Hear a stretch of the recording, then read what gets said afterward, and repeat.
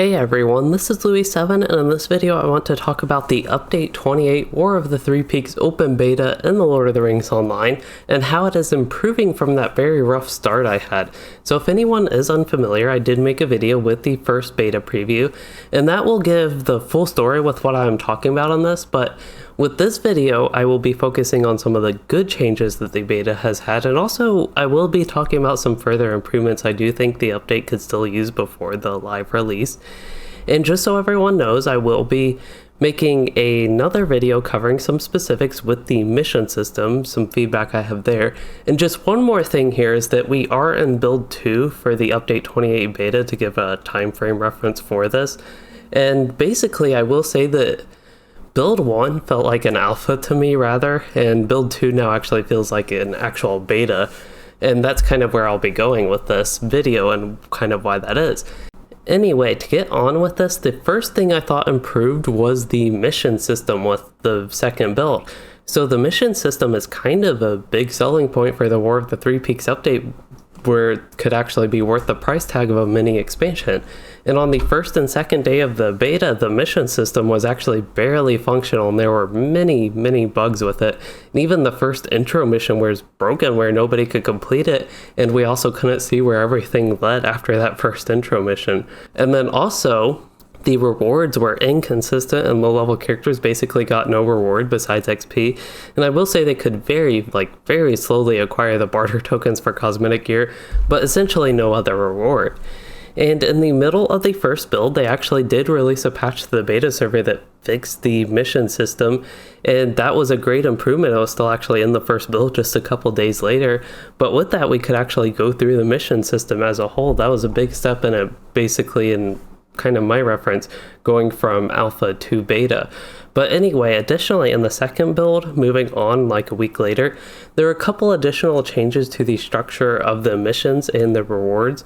So it kind of just felt, the mission system, it felt like a more fully fleshed out system and experience.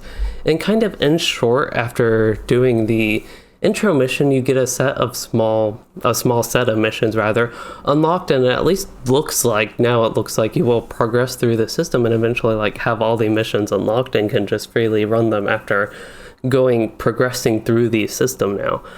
But I do want to talk about some more specifics, and one big improvement I saw was that low-level characters now get some barter tokens for each mission they run, like the level cap characters. And each mission quest now rewards a couple of the Gabalaka war marks, which can be bartered for basically cosmetics. And this new method of reward allows for a consistent reward from each mission you do, and I think that is actually at a pretty fair amount of war marks, it seems like, from what I can tell in the beta. And I also do want to point out that at the end of each mission, players get a reward chest that has an extra Gabalaka war mark, which I think is a fine thing to keep, of course, because more rewards is just like, of course, a nice thing. But importantly, I do want to point out that low-level characters that are below level 130, so even like level 129s, they still don't get this chest at the end of each mission. To me, this seems like a bug or an error that should be fixed before it goes live, or at least I hope this was not an intentional reward mechanic for this, because it just doesn't make sense why that would be. Anyway, back to the improvements. There were also even more reward improvements, I will say, and the first with this is about the weekly and daily quests for the missions. So the daily quest is to complete 3 missions, and the weekly quest is to complete the daily quest 4 times. So that weekly quest now gives max tier Scrolls of Empowerment and Starlit Crystal, which those do only work up to a certain legendary item level, unfortunately, but they also do give the Gundabad copper coins. And I think having this like little bit more reward, at least from the weekly quest, is definitely a good step in the right direction. And also it gives Virtue XP, I think I forgot to mention that one. And then for the daily quest, that still does give some Gundabad copper coins and I think a couple of motes of enchantment. Not too much there, but that one is daily, so you can run it a lot. Anyway, as for the barters for your Gabalaka war marks that I've been talking about, there were even more cosmetics available. So in the first round of beta, there wasn't too much. It was mainly weapons. And I think just having more cosmetics from the cosmetic barterer here is just a good improvement, because it really just does mean more. That means there's more for us, more for the players, and especially more for people interested in the cosmetics. Otherwise, moving on from the war marks to the Gundabad copper coins, those are for level 130 characters, and they do have some in-game gear and that type of stuff. So even though the lower level characters can get them, they, for the most part, can't actually make good use of them, but having that as a reward that even low-level characters can still get, I don't think is a bad thing. It kind of, in a way, gives you something to look forward to, I think, when you get level 130. Otherwise, I have to say that I think it feels like there are still some missing things from the mission system as a whole, unfortunately, and especially with the rewards from the missions. And just to touch back on all the points I actually made in the previous video that I mentioned, the first thing here is with the actual content of the missions. I don't think it's a problem they are super short and easy, but I did want to just like let everyone know that is still the case in the second beta round.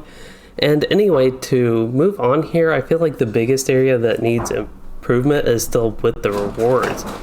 And my cats are going crazy. And this is because the individual missions are so short and easy to do, and because they scale from level 20 to 130, I don't think that they individually, each individual mission has to have like great spectacular rewards or anything like that. That would be unrealistic, but I still think there should be more that you can get out of investing your time into missions, both if you choose to do them on a low level character, but also if you farm them at in-game to ability your character up.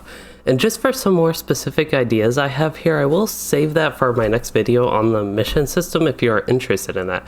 But I'll just leave it here for this one and just say that I think in general it should be a more rewarding system that promotes players to go through it, because it is a key part of this mini expansion update. Now we can move on from the mission system to an improvement with the first thing that actually led to the update having a rough start for me, and that is with the patch notes. So this time we now actually have like complete patch notes and know what is in the update and what is available for testing. So going into the second beta build, this was nice because again we actually knew more about like the mission system and what's going on about the ones we were testing and in the beta, and we also got to know about the new raid and the size scaling instances and just some background information with those as well.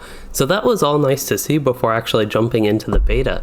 And actually the last topic with the improvements here is that compared to my first day in the beta is with the actual instances. So again, this time we knew that the new size scalable instance would be available for testing compared to not knowing anything with the first beta round, like that the actual raid was available for testing then. So as far as my personal experience in the beta, I like that I was able to test the new 6-man instance both in the 6-man version and the solo version with you all actually on my stream a couple days ago, and just having that information on that available did make it a more enjoyable experience for me, and now I actually have a better idea of what we will be getting when update 28 goes live. But otherwise, those were the improvements on the things that kind of helped lead the beta off to a rough start for me.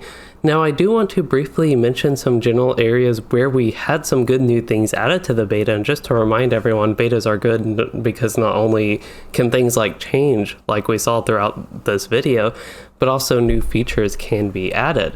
So of course the 6-man instance was a new feature technically, and we already covered that. But very quickly there were some more minor changes to the update and additional bug fixes and class skill consistency fixes and things like that. But the thing I want to share here more specifically is a new item for VIP subscribers that have the War of the Three Peaks mini expansion pack. They now get a housing decoration from a VIP rewards quest that sounds like it'll function like our town services quest. And that housing item will teleport the character to Elder Slate, and that is the new zone, and basically I think into the mission's control camp is where it actually takes you. And I think this is a great example of a thing that helps alleviate the cost that VIPs have to pay for this update, with it not being included with VIP as a quest pack like usual updates. This is like an actual thing that will improve the mini expansion quest pack experience for VIP subscribers who again have to pay for it and don't get it with the quest packs. And I think it will just be a very handy thing to have, especially to quickly transport alts back and forth from the region. Alright, so that is actually all I have to cover in this video, but with my new format I would like to give a quick summary of what we covered. First off, the mission system saw an improvement, even though I think it could still use some work definitely, which I will cover in a later video. And then next up, we actually had some patch notes for this build, and we actually knew What was new with War of the Three Peaks, including information on the new 12-man raid, which we already were able to test in the first build, and the size scaling 6-man instance that can be run solo, duo, or 6-man version, I believe. And we also actually got to test that 6-man instance, which was nice.